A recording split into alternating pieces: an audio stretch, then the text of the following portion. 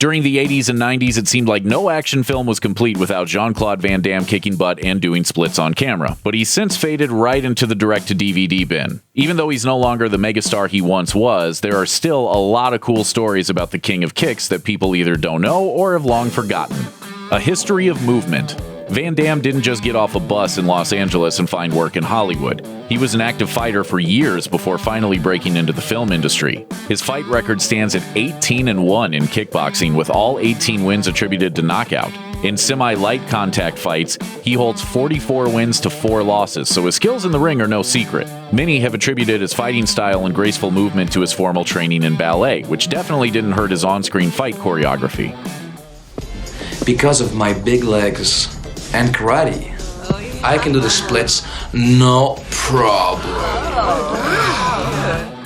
The original Predator. Once upon a time, the main alien in the Predator franchise was going to be played by none other than Jean-Claude Van Damme, but he ended up leaving the film when he found out that he wouldn't be doing any martial arts in his epic battle against Arnold Schwarzenegger. Apparently, stalking and clicking are poor artistic substitutes for jump-kicking guys in the face. Because of the cumbersome and elaborate costume, his movement would have been very limited, not to mention the fact that the story just didn't call for any sweet ninja flips. When he found out that he was hired to play a special effect, it just didn't sit well with the muscles from Brussels, so he walked after only 2 days of production. That would become a theme which played heavily throughout his career. His affair with Kylie Minogue.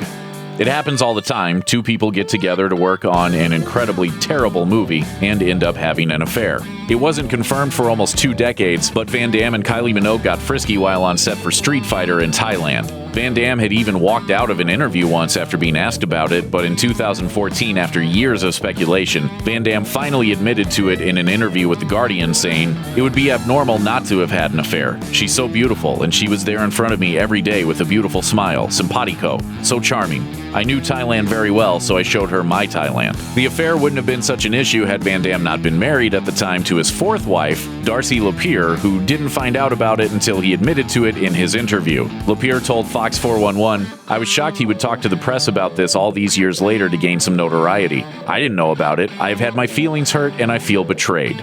He's been married 5 times.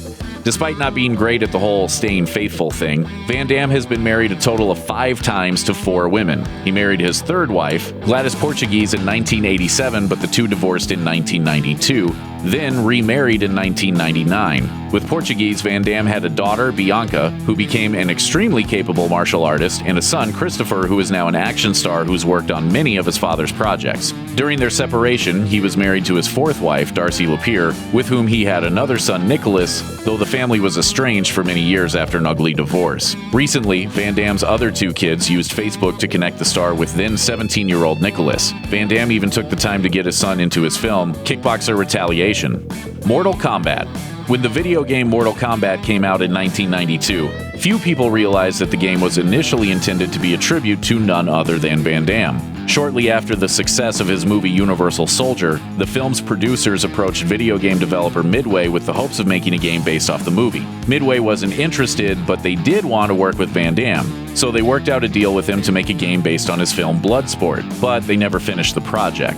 The idea evolved into Mortal Kombat and based fighter Johnny Cage on Van Damme, which is obvious once you really start looking at it. Not only are their appearances similar, but their backstories are pretty similar too. Cage is a Hollywood actor and both of their initials contain JC. Since the licensing deal fell through, the character's appearance was modeled from another actor, leaving Johnny Cage a bit more like a parody of Van Damme rather than a direct representation of him. But we all know it's him.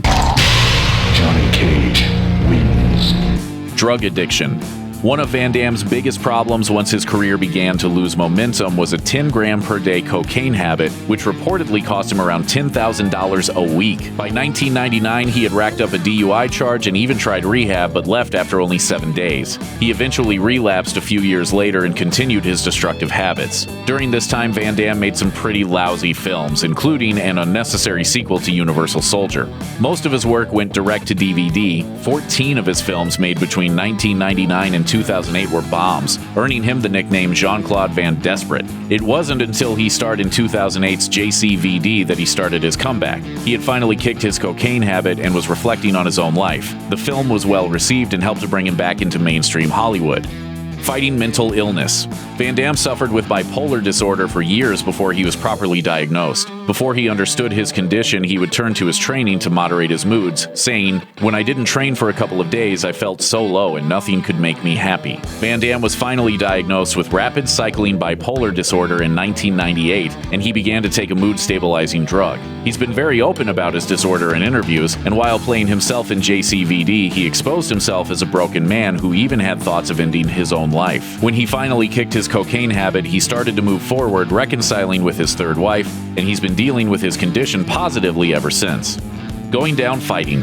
Van Damme retired as a professional fighter in 1982, mostly because his acting career took over. In recent years, Van Damme has expressed interest in fighting again, despite being well over 50 years old. But he doesn't want to fight just anyone, he has a specific somebody in mind. Around 2010, Van Damme started expressing interest in returning to kickboxing to face then 37-year-old gold medalist Samluk Kamsing. The fight hasn't happened yet, though Van Damme keeps trying to promote it. In one weird case, he jumped into the ring during one of Kamsing's fights and began fanning him with a towel, which almost resulted in a disqualification for Kamsing. Whether the fight will ever happen is still a mystery, but it sounds like a reality show based on the battle would be a slam dunk either way. This was a terrible idea. But even with a proven history of fighting, there's at least one person convinced Van Damme is faking it, the guy who inspired Van Damme's first major film. As reported by the Las Vegas Sun in 1997, Frank Dukes, the kickboxer who Van Damme portrayed in Bloodsport, sued Van Damme for $50,000, which he later increased to $1.5 million. Dukes claimed the star didn't pay him for helping co-write his 1996 movie The Quest. During the suit, Dukes made sure to dig at Van Damme, saying, "I asked Jean-Claude to do a simple forward roll when tutoring him for Bloodsport, and he landed on his head." Van Damme lied to the public that he was a martial arts champion. Unfortunately for Dukes, the lawsuit went nowhere and a jury cleared Van Damme, saying the star didn't owe anyone anything. Thanks for watching. Click the grunge icon to subscribe to our YouTube channel, plus check out all this cool stuff we know you'll love too.